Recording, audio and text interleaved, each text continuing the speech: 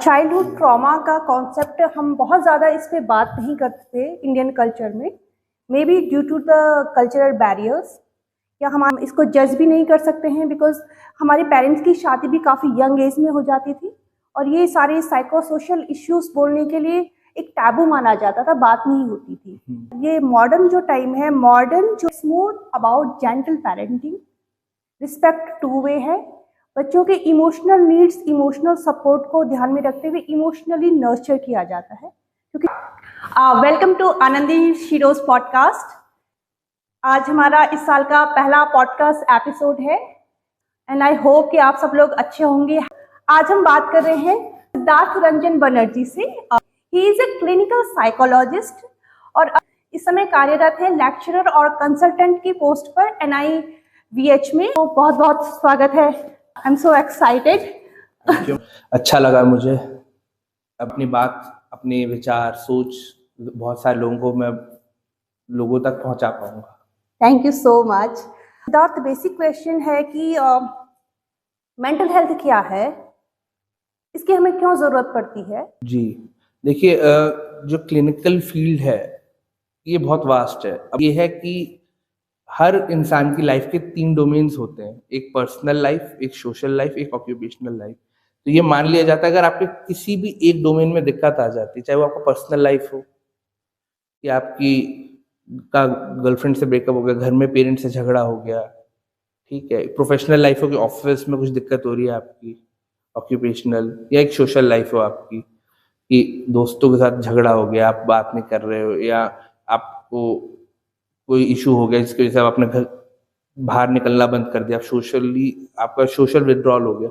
जब आपके इन तीनों में से किसी भी एक डोमेन में दिक्कत आने लगे, पर्सनल, सोशल और ऑक्यूपेशनल में, तब आप ये मान लीजिए कि अब आपको कंसल्ट करने की ज़रूरत है किसी क्लिनिकल साइकोलॉजिस्ट को, क्योंकि ये जो तीनों डोमेन्स होते हैं ये आपस में इंटरलिंक्ड होते हैं। अगर मेरे पर्सनल लाइफ में कोई इशू आ रहा है तो उसका इम्पैक्ट मेरे सोशल लाइफ में भी पड़ेगा। Can we give it a term emotional dysregulation?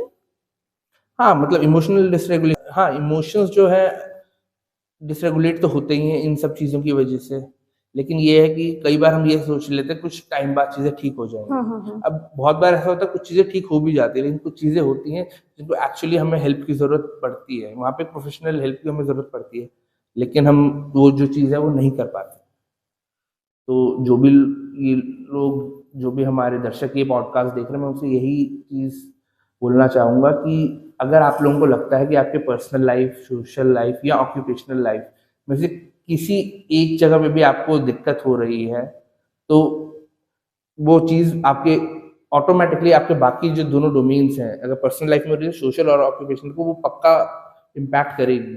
तो आपको अगर लग रहा है कि चीज़ें अब आपके हाथ से निकल रही हैं, तो आप वहीं उसी चीज़ को आप जो है पहला रेड फ्लैग मानिए और वहीं पे आप डिसाइड करिए कि अब आपको प्रोफेशनल हेल्प की ज़रूरत है और किसी क्लिनिकल साइकोलॉजिस्ट को आप कंसल्ट करिए। ठीक। वैसे तो साइकोलॉजी एक बहुत बड़ा सब्जेक्ट है, बहुत डाइवर्स सब्जेक्ट है। आज हमने एक पर्टिकुलरली रखा है चाइल्डहुड ट्रॉमा। आने वाले फ्यूचर में हम आपसे और भी टॉपिक्स पे बात करेंगे। जैसे अभी कुंभ मेला में ये जो IIT बायाबा या अभय सिंह के वीडियोस से वायरल वीडियोस आए, तो कहीं ना कहीं एक बात इसमें आई है, उनके बारे में तो मैं ज़्यादा हम बात नहीं करेंगे। अभी हमारा जो मेन पर्पस है कि चाइल्डहुड ट्रॉमा का यंगस्टर ने काफ़ी उस बात को निकाला है और इस टॉपिक के बारे में बात की जा रही है। आज हम इस बारे में बात करेंगे, we have to heal the childhood trauma, कि हम एक विक्टिमहुड लेके ना बैठें कि मेरे साथ चाइल्डहुड में ऐसा हुआ था इसलिए मैं ऐसा हूँ, अब कुछ नहीं हो सकता। तो so about my own childhood trauma, like my father was a lawyer, my mother was a government teacher. Individually they both were the wonderful person, but together there was some kind of chaos, और शायद ये बात उन्हें भी नहीं पता थी या वो अपने ही इमोशंस प्रोसेस नहीं कर पा रहे थे। क्योंकि मैंने वायलेंस भी देखी है इन सम वे, सो कहीं ना कहीं it was fear in my mind, और शायद ये सभी चीज़ों को मैंने इन इमोशन को रिप्रेस्ड किया या इन इमोशंस को प्रोसेस नहीं किया। तो ये मेरी अडल्टहुड लाइफ में भी आ गई, मेरे डिसीजन मेकिंग में, या सबसे ज़्यादा जो मैंने नोटिस की कि मेरे अंदर रैशनल थिंकिंग की कमी है। So somewhere I found that yes, I have emotional dysregulation, but I'm working on it. I think awareness is the first step of healing, बिल्कुल बिल्कुल and it needs a lot of courage.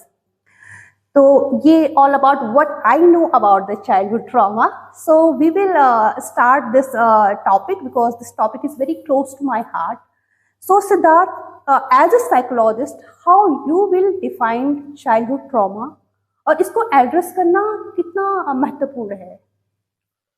ये childhood trauma अगर time अगर हम उसको heal नहीं करते तो उसके रिपरकशंस फिर आपको थ्रू आउट द लाइफ आपको झेलने पड़ेंगे, क्योंकि जो भी इंसिडेंट हमारे साथ चाइल्डहुड में होता है उसका इम्पैक्ट एक बच्चे पे जितना गहरा पड़ता है, और क्योंकि बच्चा डेवलप हो रहा है, वहाँ पे सीख रहा है, चीज़ें समझ रहा है, अब वहाँ पे उसका कुछ भी ऐसा ट्रॉमेटिक इवेंट होता है तो उसके बिलीफ फिर वैसे ही बनते चले जाते हैं।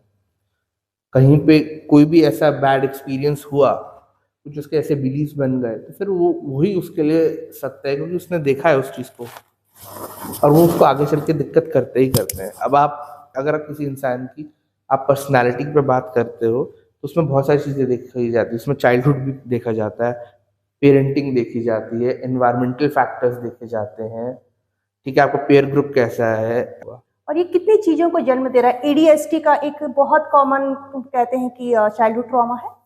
हाँ, बहुत सारी चीजें आप देखिए, एंजाइटी, डिप्रेशन, यस, ठीक है, सुसाइडल टेंडेंसीज, हाँ, इवन बहुत सारे जो क्रिमिनल्स अगर आप उनको भी देखेंगे तो आप देखेंगे कि वहाँ पे भी कहीं ना कहीं चाइल्डहुड ट्रॉमा जो है रहा है, वहाँ पे एडिक्शन है आपका, तो ये सब जो चीजें हैं ये रहती हैं। बस ये है कि इनको एड्रेस अगर सही टाइम पे कर लिया जाता है तो हम चीजें कंट्रोल कर सकते हैं, और अगर नहीं तो फिर वो आगे चल के हमारे लिए और कभी कभी समाज के लिए भी हानिकारक रहती है। अब ये चीज़ है कि चलो आपके साथ ये ट्रॉमेटिक चीज़ हो गई, आप आगे कैरी कर रहे हो, अब ये कि इसको हील कैसे करोगे, आप कब रियलाइज जब, तो इसका यही है कि जब आपको रियलाइज हुआ कि आपके साथ ये चीज़ें गलत हुई और अब एक सर्टेन एज के बाद आपको वो चीज़ अफेक्ट करने लग गई है, या आपके मन में अभी भी कहीं ना कहीं है और आपको लगता है आगे चल के, सपोज आप, मुझे पता है कि मैं अभी 25 साल का हूँ, 26 साल 27 साल में मेरी शादी हो जाएगी, ठीक है, हो सकता है कि उस चीज़ को मैं अपने पार्टनर तक पहुँचे, उससे अच्छा है कि आप ये सोच लो कि मैं पहले उसको हील कर लूँ। या कई बार आपको खुद भी लगता है कि यार सिर्फ शादी वाला पॉइंट ऑफ व्यू को अगर हम हटा भी, तो कई बार इंसान सोचता है कि हाँ ये चीज़ हो गई तो इससे निकलना होगा। तो इसमें ये चीज़ होती है कि कई बार होता है कि जब आपको लगने लगता है ना कि हाँ आपके साथ गलत हुआ है और आपको ठीक होना है, तो मेरा मानना है कि जब आपको ये सोच आपके दिमाग में आ गई कि हाँ मुझे ठीक होना है, तो वो आपका पहला स्टेप हो गया हीलिंग के टूवर्ड।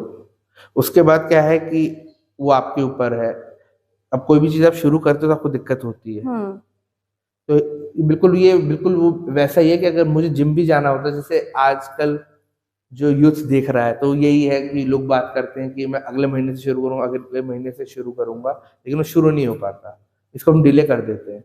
तो यहाँ पर भी वही चीज़ है, आपकी हीलिंग का भी यही है कि आप उसको जितना सोचोगे कि अभी नहीं बाद में, तो उतना आपको, जैसे जिम नहीं जाने की वजह से आपको फिजिकल इश्यूज होने लगेंगे, वैसे ही हीलिंग नहीं होने की वजह से आपके ट्रॉमा की आपको मेंटल हेल्थ इश्यूज होने लगेंगे। तो जब आपके दिमाग में सोच आ गई तो तुरंत आप एक प्रोफेशनल को कंसल्ट करिए। शुरुआत में हो सकता है आपको थेरेपी वगैरह के लिए आप डिसाइड करते हैं कि मैं थेरेपी के लिए जाना चाहूँगा, तो हो सकता है वहाँ पे आपका मोटिवेशन थोड़ा कम रहे कि अभी जाना पड़ेगा, ये ऐसे टाइम निकाल के, टाइम आने जाने में लगेगा, वहाँ पे मेरा रूटीन खराब हो जाएगा, लेकिन वो चीज़ बहुत ज़रूरी है आपके लिए, क्योंकि वहाँ पे अगर आप अपने लिए टाइम नहीं निकालोगे तो शायद आप इस चीज़ से कभी बाहर नहीं आ पाओगे, और वो फिर थ्रू आउट द लाइफ आपके साथ कैरी करेगा। कई बार क्या होता है कि आप, हम लोगों को ये चीज़ समझनी चाहिए कि जो बर्डन है हमें उसको, हम कोई भी चीज़ को कैरी फॉरवर्ड हर बार हर चीज़ को नहीं कर सकते। मतलब ये ऐसा ही है कि अगर ये पानी का हम बॉटल को मान लें, तो अगर ये मान लें हमारे इमोशंस है, अगर यहाँ तक भर जाएंगे तो ओवरफ्लो करने लगेंगे, तो जो हमारा इमोशनल बैगेज अगर वो यहाँ तक भर देंगे तो पानी छलकने लगेगा ग्लास से। तो इससे बेटर है कि जब आपको पता है कि भर चुका है तो आप उसको खाली करो, क्योंकि वापस तो भरना ही है। लाइफ में और इश्यूज तो आने ही हैं सबके, चाहे आप मैं कोई भी हो। तो क्यों हम एक्स्ट्रा उस बैगेज को कैरी करें, हम क्यों उस चीज को खत्म करने का ना सोचें। तभी तो हम हील कर पाएंगे उस चीज से। शुरुआत हमेशा फर्स्ट स्टेप लेना ही तो डिफिकल्ट होता है। जब आप एक बार पहला स्टेप ले लेते तो फिर आगे चल के भले दिक्कत आती है, लेकिन आप खुद ही फिर जो है डिसाइड भी कर लेते हैं, बन के निकलोगे। हाँ, कई बार ये होता है कि आपको एक्सट्रिंसिक मोटिवेशन की जरूरत भी पड़ती है कि ठीक है मैंने डिसाइड किया मैं चला जाऊंगा, मैं नहीं जा पा रहा हूँ, तो मेरा कोई फ्रेंड जिससे मैंने शेयर किया तो वो मेरे को पुश करेगा, नहीं चल मैं लेके चलता हूँ तुझे। तो एक ये चीज भी होती है। या कभी कोई सिबलिंग है, कभी पेरेंट्स है, कभी वो बोल देते कि चलो हम तुम्हें लेके चलते हैं, तुम नहीं जा पा रहे हो। तो ऐसा नहीं है, पेरेंटिंग का इम्पैक्ट रहता है, लेकिन अब ये है कि कुछ पेरेंट्स अंडरस्टैंडिंग भी होते हैं, और वो अंडरस्टैंडिंग उनमें तभी आई होती है, वो भी उसी समाज से आ रहे हैं, उसी एज ग्रुप वाले हैं, लेकिन क्या है कि हो सकता है उनका होम एनवायरनमेंट वैसा ना हो जैसा बाकी लोगों का हो। तो हो सकता है वो उनका चीजों को देखने का, समझने का नजरिया अलग हो। तो कई बार होता है, बहुत से लोग होते हैं वो कहते हैं कि हमारे पेरेंट्स तो बहुत चिल हैं। तो अच्छी बात है जिनके चिल है, लेकिन जिनके चिल नहीं है, ऐसा हर बार नहीं कि वो खराब हो सकता है उनके अपने इश्यूज हो। क्या पता उनको ये चीज किसी ने कभी बताई ना हो, समझाई ना हो कि कभी कुछ चीजों के लिए हमें बोलना भी पड़ता है, हमें आवाज उठानी भी पड़ती है, अपने लिए स्टैंड लेना अपने लिए स्टैंड लेना पड़ता है। तो कभी कभी वो खुद के लिए कभी स्टैंड नहीं ले पाए, तो कई बार होता है कि वो हमारे लिए, अपने बच्चे के लिए भी नहीं ले पाते। तो ये चीजें रहती हैं। लेकिन ये कि जैसे हर सिक्के के दो पहलू होते हैं, तो सेम चीज यहाँ पर भी है। तो कई बार हमें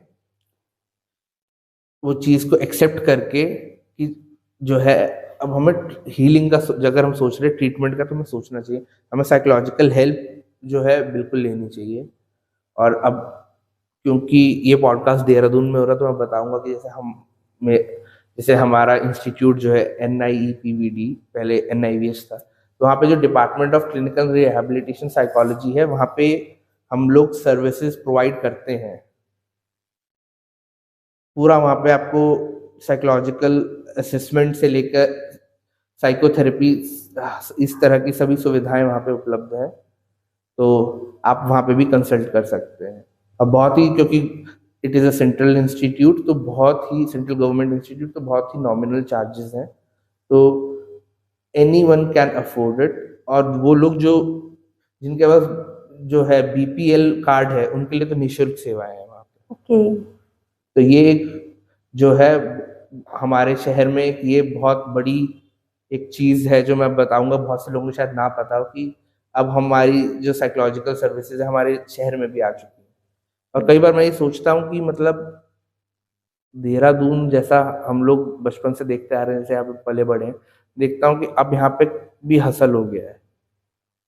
अब आप देखेंगे यहाँ पे सड़कों में आपको बहुत ट्रैफिक मिलेगा, जाम मिलेगा, हसल यहाँ पर भी हो गया है। तो यहाँ पर पहले लोग दिल्ली हरियाणा के लोग आते रहते हैं यहाँ पे घूमने के लिए कि हमारी हीलिंग हो जाएगी पहाड़, लेकिन यहाँ के लोगों को भी जरूरत है अब, क्योंकि जैसे जैसे लाइफस्टाइल बदल रहा है, सबको इश्यूज हो रहे हैं। यहाँ पर भी एक इंस्टीट्यूट है जो ये सुविधाएं दे रहा है, साइकोलॉजिकल इश्यूज को एड्रेस कर रहा है।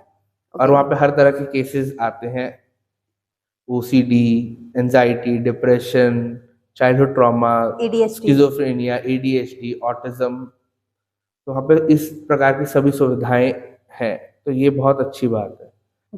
सो जो मैं आपकी बात से समझी कि अगर बच्चे के साथ बचपन में फिजिकल एब्यूज हुआ हो, मतलब पेरेंट्स ने अगर मारा पीटा हो, अगर इमोशनल एब्यूज हुआ हो, जैसे इमोशनल सपोर्ट या इमोशनल नेग्लेक्ट हुई हो, या सेक्सुअल अब्यूज हुआ हो, तो मुख्यतः इन कारणों की वजह से चाइल्डहुड ट्रॉमा आ सकता है।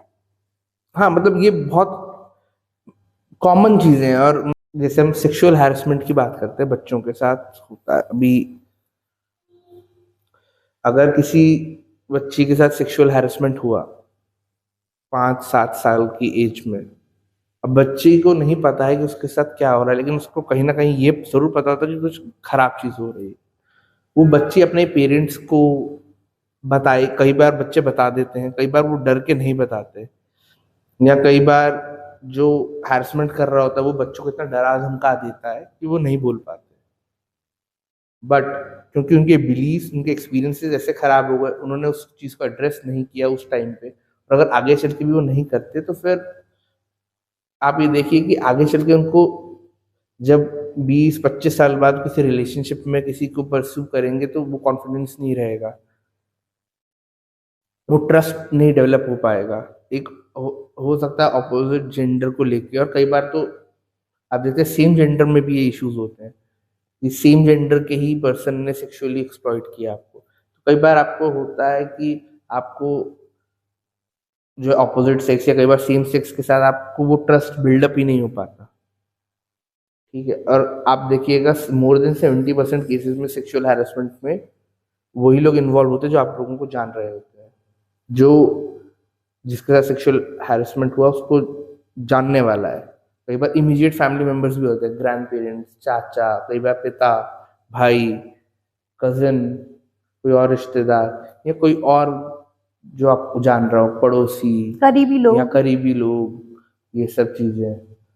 तो वो डरा धमका देते हैं उस टाइम पे, और लेकिन तो बच्चा वहां पे एड्रेस नहीं कर पाता। और कई बार ऐसा भी होता है कि करता है वो बच्चा हिम्मत करके पेरेंट्स को, लेकिन कई बार पेरेंट्स से ही उसको इतनी डिसअपॉइंटमेंट मिलती है, सपोर्ट नहीं हाँ मिलता है, बिल्कुल। दबा दी अगर आप जाती है। देखेंगे हमारी सोसाइटी में हर समाज में कुछ धारणाएं सही होती है, कुछ गलत होती है। तो ऐसे ही एक गलत, ऐसा मुझे लगता है कि कुछ चीजें हमें जो हमारे पिछले जनरेशन से सीखने को मिलती है वो गलत है, कि जहाँ पे हमें ये सिखा दिया जाता है कि आप चुप रहो, आपको बड़े का इंसल्ट नहीं कर सकते, आप उनको डिसरिस्पेक्ट नहीं कर सकते, आप चुप रहो, कोई बात नहीं।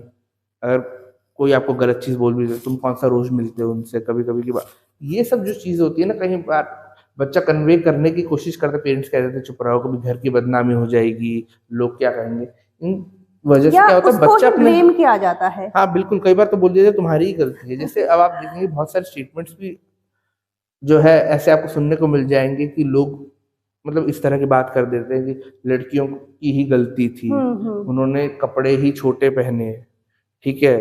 कोई पॉलिटिशियन, कोई बड़ा नेता तो ये तक बोल देता है कि भाई क्या कहते हैं, जब लोग ऐसे चलेंगे तो लड़के तो नादान, उनसे गलतियां हो जाएंगी। तो ये वाले जो स्टेटमेंट्स जब आने लग जाए तो आप ये सोचिए कि जिसके साथ क्राइम हुआ है उसका क्या, उसको तो सच बोलना कितना भारी पड़ गया।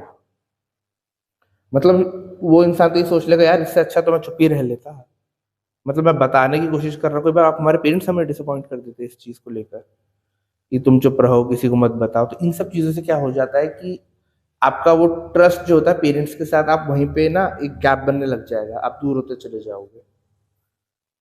बहुत सारे केस ऐसे भी आते हैं जहाँ पे बच्ची ने मदर को बताया, मदर ने फादर को बताया ही नहीं। यही सेम चीज जब हम चाइल्डहुड ट्रॉमा के बारे में बात करते थे, ये जब बच्चा बोल रहा था आपने उनको सुना नहीं, ठीक है, आपने उसको चुप करा दिया, बच्चे को वो बता रहा है उसका गलत, तो आपने चुप करा दिया। अब वो चीज तो बच्चे के मन में रहेगी ना, जब वो आगे चल के उसको समझ में आएगा कि मेरे साथ कितनी बड़ी चीज हो गई, जब वो उसकी बौद्धिक क्षमता उतनी हो जाएगी वो चीजें को समझ पाए, तो उसको समझ आएगा यार मेरे से कितनी बड़ी चीज हुई थी, मैं अपनी मम्मी या पापा को बताने के लिए गया था और उन्होंने ये बोल के मेरे को चुप करा दिया, ठीक है। तो यार उससे तो अच्छा आप ये चीज बोलते ही नहीं। और उस जब तक ये बच्चे को सोच आती है वो अपने पेरेंट्स से दूर होने लग जाता है। आप कई बार देखेंगे कि हम लोग भी एक्सपीरियंस करते हैं, हम लोग जब पेशेंट्स देखते हैं कि कई बार पेरेंट्स जो है कॉलेज में बच्चा उसको लेकर आ रहे हैं, वो ये बोल रहे हैं कि ना ये पहले की बातें बहुत करता है, कहता है कि जब बचपन में तुमने मेरे साथ ये चीज करी थी, ये चीज करी थी, अब क्यों कर रहा, अब थोड़ी ऐसा कुछ है। तो अगर वो बच्चा कर रहा है तो इसका मतलब कहीं ना कहीं वो चीज अनरिजॉल्व रह गई थी उस टाइम पे, वो जो भी कॉन्फ्लिक्ट था वो अनरिजॉल्व था। अब वो क्यों था, क्या उसके रीजंस थे, लेकिन क्या बच्चे के मन में वो चीज घर कर गई। अब क्या है, बीइंग अ पेरेंट ये होना चाहिए कि आप एक्सेप्ट करो। यहाँ पे कल्चर, हमारे कल्चर में एक प्रॉब्लम पता है क्या है, parents never want to apologise. Parents कभी बच्चे को सॉरी नहीं बोलते हैं। यस। और हमारे पेरेंट्स जो हमारी जनरेशन, मतलब हम लोग 28-30 साल के, हमारे पेरेंट्स कभी सॉरी नहीं बोलते हैं। लेकिन मैं देखता हूँ आजकल के जो पेरेंट्स हैं, दे से सॉरी।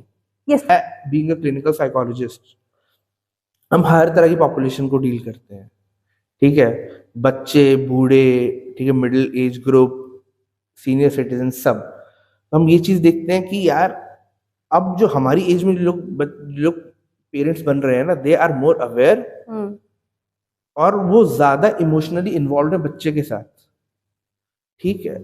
तो ये वाली जो एक चीज होती थी कि जैसे बोला जाता था कि इसको पीटो, बच्चे को पीटो, पीट के फिजिकल ही ये जो एब्यूज। चीज है, ये चीज ठीक होगी। कई बार आप देखोगे आजकल का बच्चे इतना नहीं बताएंगे कि हमें बेल्ट से पीटा, हमें उससे पीटा, ठीक है, लेकिन आप हमारी एज ग्रुप के जो है उनसे आप बात करोगे तो वो आपको ये बताएंगे कि हमें तो भाई नॉर्मल थिंग थी, हाँ मतलब फिजिकल एब्यूज। हाँ, एंड पेरेंट्स नेवर रियलाइज कि ये जो चीजें हैं बच्चे को Impact कितना वो करती है, इम्पैक्ट करती है। कि आप 4 लोगों के बीच में अपने बच्चे की इंसल्ट कर देते हो, ठीक है, अपने बच्चे की सेल्फ रिस्पेक्ट आप खुद ही खत्म कर देते हो।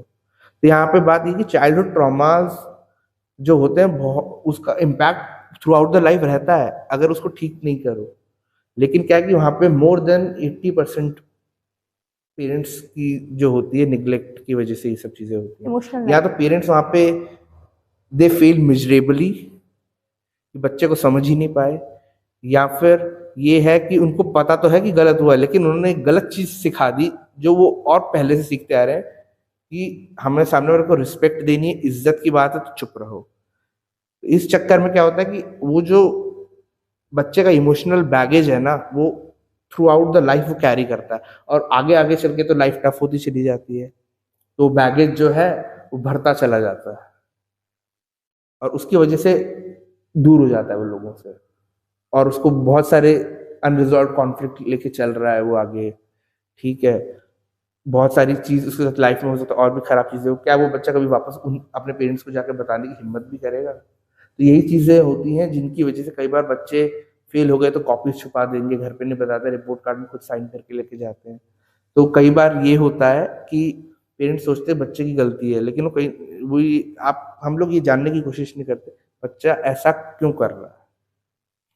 अब आप देखो बहुत सारे बच्चे ऐसे भी होते हैं उनके पेरेंट्स बहुत, आप चिल कह लो या अंडरस्टैंडिंग कह लो, वो लोग कह देते हैं कि ठीक है कोई बात नहीं, फेल होगा अगली बार और मेहनत कर लेना। कुछ होते हैं इस चीज पे उनका फ्यूचर ही डिसाइड कर दिया जाता है। अब आप किसी बच्चे को 4 लोगों के सामने ये बोलोगे तुम पढ़ोगे लिखोगे नहीं तो रिक्शे वाले बनोगे, मतलब ये हम बहुत कैजुअली बोल देते हैं, और सेल्फ हम एस्टीम हाँ आप बच्चे की सेल्फ एस्टीम को बिल्कुल खत्म करते चले जा रहे हैं।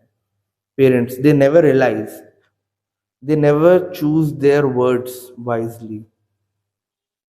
तो मोर देन 80% केसेस में चाइल्डहुड ट्रॉमा जो होते हैं किसी के साथ भी हो सकता है, मेरे साथ भी हो सकता है, आपके साथ भी हो सकता है, किसी और के साथ भी हो सकता है, लेकिन वहाँ पे जो बीइंग अ पेरेंट कई बार होता है कि हम अपनी रिस्पॉन्सिबिलिटीज को निभाने में फेल हो जाते हैं, इस वजह से होता है। कई बार ये हो जाता है कि भाई पेरेंट्स का आपस में कोऑर्डिनेशन बिल्कुल नहीं है, ठीक है, कि बच्चा बता देगा मेरे साथ ये हुआ, उसने माँ को बताया, माँ सोचेगी मैं अपने हस्बैंड को बताऊंगी तो कहेंगे तुम्हारी वजह से हुआ, ठीक है, कि इट इज योर ड्यूटी, तुम तो घर पे रहती हो, तुम्हें देखना चाहिए था, क्यों आप फादर हो, आपकी रिस्पॉन्सिबिलिटी भी है। इक्वल होती है रिस्पॉन्सिबिलिटी पेरेंट्स की, ठीक है, वो आपको देखना होगा कि आप अपने रोल्स एंड रिस्पॉन्सिबिलिटीज पहले से बांट लोगे कि नहीं बांटोगे, ताकि वैसे दिक्कत ना हो।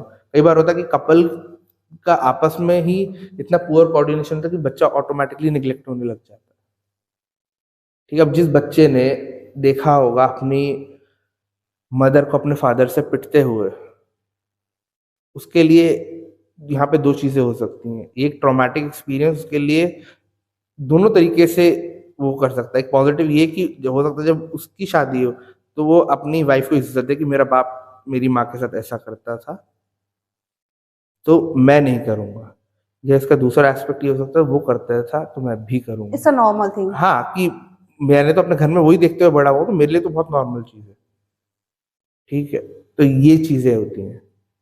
तो हम पता कैसे चलता है मैं एडल्टहुड में, मतलब क्या सिम्टम्स आते हैं चाइल्डहुड ट्रॉमा के? देखिए बहुत सारे एंजाइटी डिप्रेशन आपको रहता है। हम्म। अब डिप्रेशन के अगर हम सिम्टम्स की बात करें तो जैसे लो मूड रहेगा आपका, हम्म। ठीक है।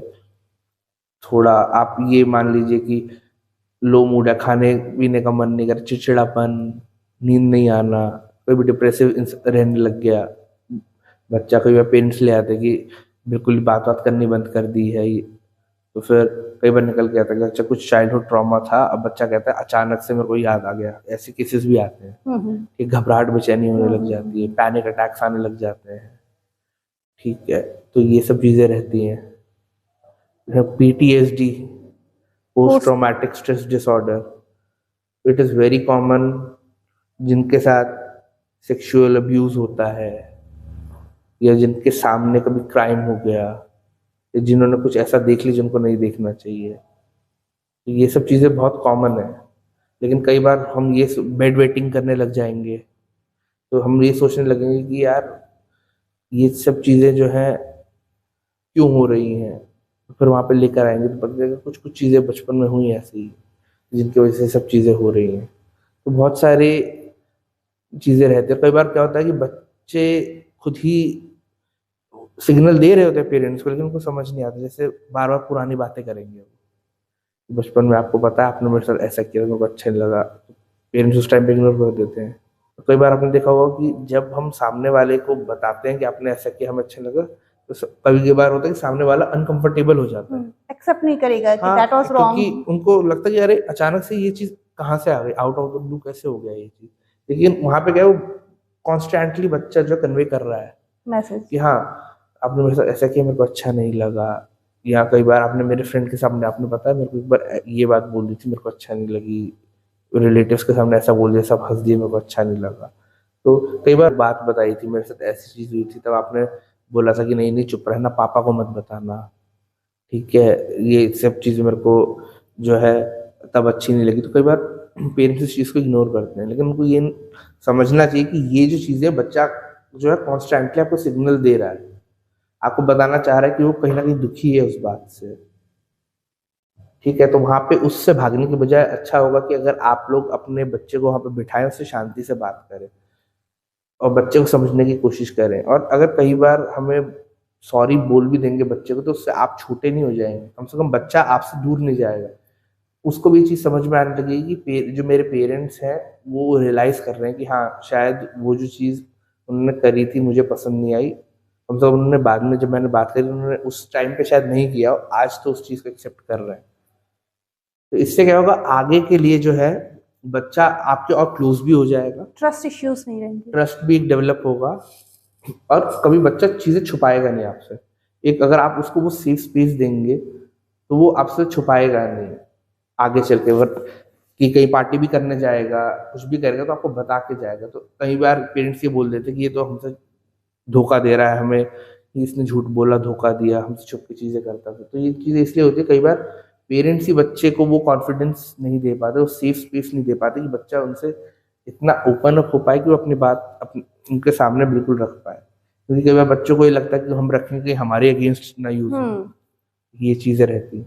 तो मैं एक रिपोर्ट पढ़ रही थी कि जो पेरेंट्स अपने बच्चों के साथ फिजिकल अब्यूज करते हैं, physical abuse in terms of मारपीट की हो बच्चों के साथ, तो 80% केसेस में उनका इंटेंशन गलत नहीं रहता है, मतलब वो बच्चे को अच्छा करने के लिए, उसके साथ अच्छा करने के लिए करते हैं, बट दे डोंट नो कि करना क्या है, तो वो फिजिकल अब्यूज कर रहे हैं।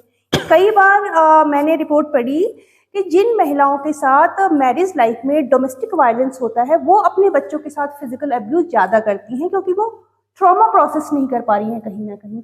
और डोमेस्टिक वायलेंस का मतलब ये नहीं है कि सिर्फ महिला के साथ होती है, अब तो इंडियन फैमिलीज में पुरुषों के साथ भी बहुत वायलेंस होती है कि मार रहे हैं, पीट रहे हैं। तो कहीं ना कहीं ये इनका अपना जो इमोशनल ट्रॉमा रहता है, शायद ये कहीं ना कहीं प्रोसेस करते हो अपनी पेरेंटिंग में ना है। क्योंकि बिल्कुल आपने ठीक बात बोली कि कई बार जैसे बच्चे पे हाथ उठा दिया, पेरेंट्स उस चीज को जस्टिफाई करते हैं। आप किसी को मार कर, किसी को नुकसान पहुंचा कर, आप उस चीज को अगर आप जस्टिफाई कर रहे हो तो फिर वो आप तो उस चीज को और बढ़ा ही रहे हो।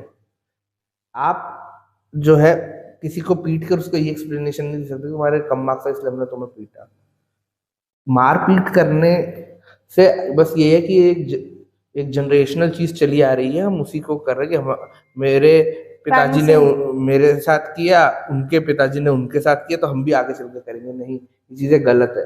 आप अब देखिए बहुत सी कंट्रीज में तो बच्चों पे हाथ उठाने पे पुलिस को ही बुलाया जा सकता है, वो आके ले जाते हैं पुलिस, वहां पे बच्चों को ले जाएंगे, कस्टडी दे देते अमेरिका हैं दूसरे उनको, क्या कहते हैं, उनके लिए जो वो बच्चों के लिए वो केयर बने होते हैं, गिवर्स हाँ के हाँ प्रोवाइड करते हैं। तो क्या बाकी कंट्रीज में अगर ये सब चीजें हो सकती है, तो क्या ऐसा थोड़ी है कि वहाँ बिना हाथ उठाए वहाँ के बच्चे सब के सब वैसे बिगड़ ही गए। बिगड़ गए?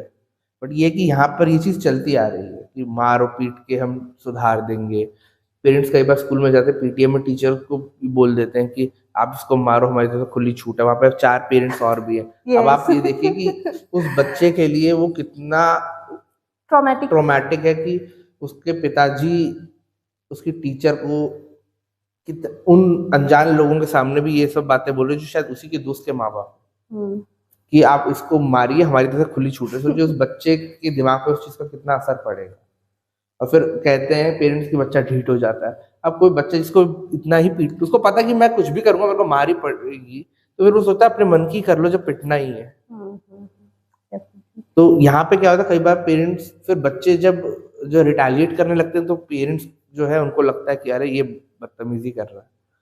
तो एक यही चीज, जैसे मैंने बोला, पेरेंट्स जो कभी ये मानना ही नहीं चाहते हमारी सोसाइटी में कि उनसे गलती होती है, दे नेवर अपोलोजाइज। ठीक है, तो यहाँ पे पेरेंटिंग का प्रॉब्लम है यहाँ पे। अब जैसे जैसे हम देखते हैं कि स्कूल में गवर्नमेंट ने प्रोग्राम्स वगैरह रन किए, वैसे जैसे बहुत सी कंट्रीज में कल्चर है, मेरा मानना है हमारी कंट्री में भी होना चाहिए कि जब लोगों की शादी के बाद जो लोग फैमिली प्लानिंग करते हैं, फैमिली प्लानिंग से पहले काउंसलिंग होनी चाहिए पेरेंट्स की। डेफिनेटली।